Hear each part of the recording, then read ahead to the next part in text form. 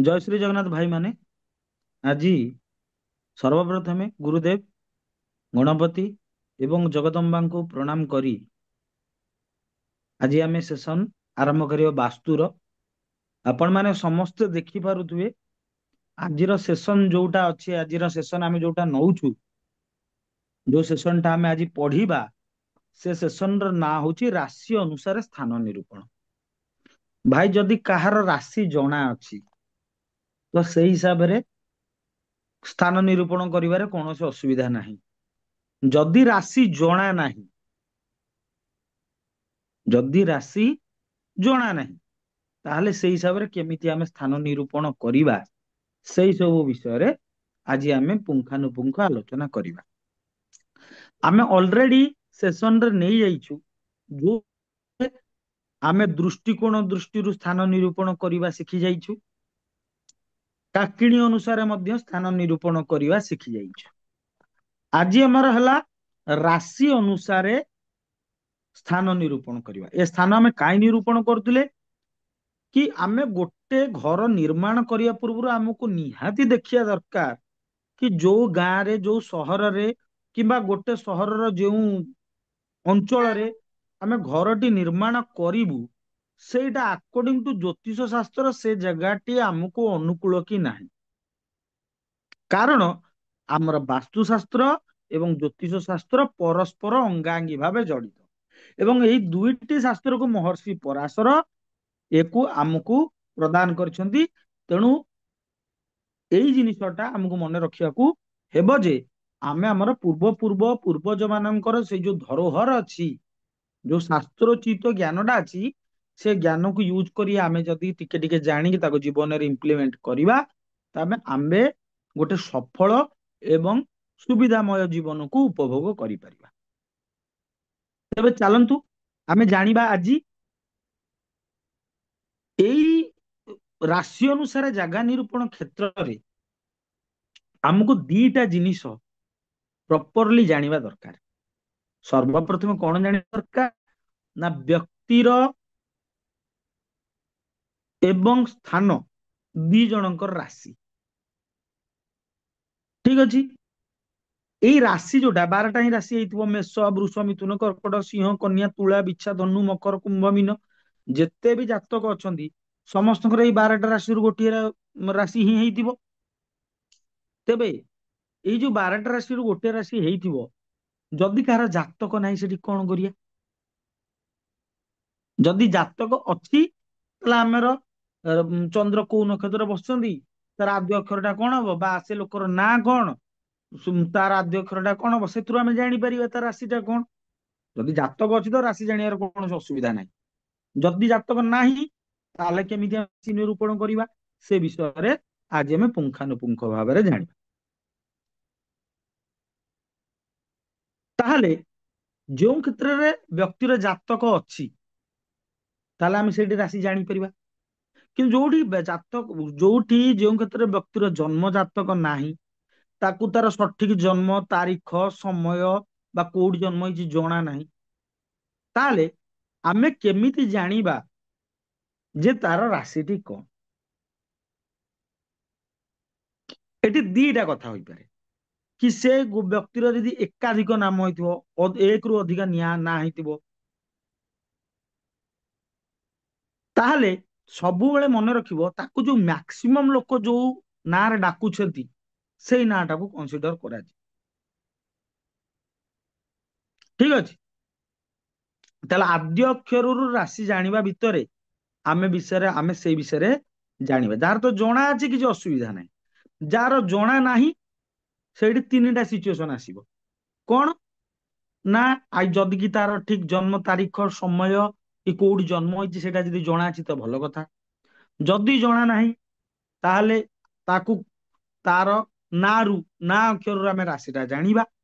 जदि तार एकाधिक ना अछि ताहले मैक्सिमम लोक जो लोक को जो ना रे डाकुथिबे सेई नाटा तार कंसीडर करा जिवो ना हिसाब रे। जदि कोनोसी लोकर जातक नाही सठिक जन्म समय तारीख नाही जदि से लोकर नाटा हेइतिबो बबुलु लोक माने ताको बबुलु भी हेली डाकुथिबे ତାହେଲେ ଏଇଠି ଦେଖ ଫାଷ୍ଟ ସାରଣୀଟା ଦେଖ, ଏ ଫାଷ୍ଟ ସାରଣୀରେ ଏଇ ସାରଣୀଟା ଦେଖିଲେ ବ ଟା କୋଉଠି ପାଇବା ନା ଏଇଠି ଆମେ ପାଇବା ବ, ବବୁଲୁ। ତାହେଲେ ବବୁଲୁ କୋଉ ରାଶିରେ ଆଉଛି ନା ବୃଷ ରାଶିରେ ଆଉଛି। କ୍ଲିଅର? ଏଥର ବୁଝିବାର କିଛି ଅଛି କି, ଅସୁବିଧା ଅଛି କି ରାଜବାବୁ? କ୍ଲିଅର ଅଛ? Clear clear clear. ଆମର ଏଠି ଗାଁରେ ଗୋଟେ ଲୋକକୁ କହନ୍ତି, ତାକୁ ତା ନାଁ ଗୋଟେ ଅଲଗା, ତାର ଇଏ ନାହିଁ, ମାନେ କଣ ଜନ୍ମ ସମୟ ତାରିଖ ଫାରିଖ ନାହିଁ, ତାକୁ ଡାକନ୍ତି ମୋଟୁ କାଳିଆ। କଳା ହେଇକି ମୋଟା ଲୋକଟା, ତାକୁ ଅଲ ଓଭର ଗାଁର ଅଧା ଲୋକ ଡାକନ୍ତି ମୋଟୁ କାଳିଆ। ତାହେଲେ ଯଦି ମୋଟୁ କାଳିଆ ହବ, ତାହେଲେ ତାର ଅକ୍ଷର ଷ୍ଟାର୍ଟ କୋଉଠୁ ହେଲା ନା ମୋରୁ ଷ୍ଟାର୍ଟ ହେଲା। ମୋ କଥାଟା ବୁଝିପାରୁଛନ୍ତି ତ? ହୁଁ ମୋ ଟା କୋଉଠି ଆସିଲା ନା ଏଇଠି ଆସିଲା, ତାର କୋଉ ରାଶି ହେଲା? ସିଂହ ରାଶି। ଠିକ। କ୍ଲିଅର?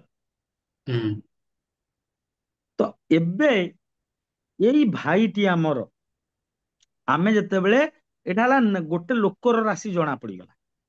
ଏବେ ସ୍ଥାନର ରାଶିଟାକୁ କେମିତି ଜାଣିବା? ସେଇ ସ୍ଥାନ ରାଶିଟାକୁ ଆମେ ସେ ସ୍ଥାନର ଆଦ୍ୟ ଅକ୍ଷର ହିସାବରେ ଜାଣିପାରିବା। ଆରେ ଜାଣିପାରିବା ନା ନାଇଁ? ଆଜ୍ଞା ଆଜ୍ଞା। ହୁଁ ଏଇଟା କ୍ଲିୟର ହେଇଗଲା ତ? ହୁଁ ମୁଁ ଏବେ ତମ ଭିତରୁ କାହାର କିଏ ମତେ କହିପାରିବ, ଗୋଟେ ଲୋକର ଜାତକ ଫାତକ ନାହିଁ, ତାକୁ ରୂପା ବୋଲି ଡାକନ୍ତି। ଆଉ କଣ ଡାକନ୍ତି? ରୂପା। ରୂପା। ତାହେଲେ ତାର କୋଉ ରାଶିଟି ହେବ ମତେ କୁହ? ତୁଳା ରାଶି। ଆଉ ଆଉ କାହାର ଇଏ ଅଛି? ତୁଳା ରାଶି, ତୁଳା ରାଶି। ଆଚ୍ଛା, ଗୋଟେ ଲୋକର ନାଁ ହଉଛି ଜିନୁ, ତାର କୋଉ ରାଶି ହବ? ବିଛା ରାଶି। ଜିନୁ, ଜିନୁ ଭାଇ ଜିନୁ। ବିଛା। କୋଉଠି ଦେଖା ଅନ୍ତସ୍ଥ ଜ ବର୍ଗେ ଜ ଭିତରେ ଫରକ ଅଛି ଭାଇ, ସେଇଥିପାଇଁ ତ କହିଲି। ଗୋଟେ ଜିନୁଟା ଟେବୁଲ ଦେଖ। ଚଛ ଜଝନ୍ୟ। ହୁଁ ଏଇ ଜିନୁ ଦେଖ, ଏଇଠି ଦେଖ, ଏଇଠି ଦେଖ, ଏଠି ଜ ମକର ଅଛି। ମକର ମକର। ଆ ତେଣୁ ସେ ଅକ୍ଷର ଟା ଭେରି ଭେରି ଇମ୍ପୋର୍ଟାଣ୍ଟ। ହୁଁ, ମକର। ଠିକ ଅଛି। ହୁଁ ହୁଁ ଏବେ ସେଇ ଲୋକଟା, ସେଇ ଲୋକଟା ଯଦି ବର୍ତ୍ତମାନ ଆମେ ରାଶି ପାଇଗଲେ, ମାନେ କାହାର ରାଶି ପାଇଲେ? ଲୋକର ବା ଜାଗାର ରାଶି। ଲୋକ ଆଉ ଜାଗାର ରାଶି ପାଇଗଲେ। ବର୍ତ୍ତମାନ ମୁଁ ସବୁତିକ ହଟଉଛି, ଏଇଟା ବୁଝିବା ପାଇଁ କି ଆଉ ଡାଉଟ କାହାର ରହିବ ନାହିଁ। କ୍ଲିୟର ହେଇଗଲେ? ସବୁ କ୍ଲିୟର ହେଇଗଲେ? ଗୋଟେ ଆଜ୍ଞା। ଲୋକର ନାଁ ହଉଛି, ଗୋଟେ ଲୋକର ନାଁ ହଉଛି ପରିଆ, ତାର କୋଉ ରାଶି ହବ? କନ୍ୟା। ବାସ୍, ତାହେଲେ ଲୋକର ନାଁ ହେଲା ପରିଆ, ତା ଲୋକର ରାଶି ହେଲା କନ୍ୟା। କନ୍ୟା। କ୍ଲିୟର? ହୁଁ ଏବେ ପରିଆ ରହୁଛି, ପରିଆ ଗାଁ ନାଁ ହଉଛି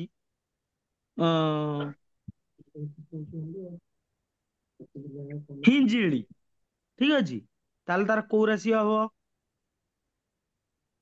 ମିଥୁନ। ହିଞ୍ଜିଳିରେ ପରିଆ ରହୁଛି, ହିଞ୍ଜିଳିର କୋଉ ରାଶି ହବ? ହିଞ୍ଜିଳି ହେଲା କର୍କଟ, ସ୍ଥାନର ନାଁ। କର୍କଟ। ହଁ କର୍କଟ। କର୍କଟ। ତାହେଲେ ହିଞ୍ଜିଳି ସ୍ଥାନର କୋଉ ରାଶି ହେଲା? ସେଇ ସ୍ଥାନର କୋଉ ରାଶି ହେଲା ନା କର୍କଟ। କର୍କଟ ରାଶି। କର୍କଟ। ଆମେ ଏବେ ଦି ଜଣଙ୍କ ରାଶି ପାଇଗଲେ।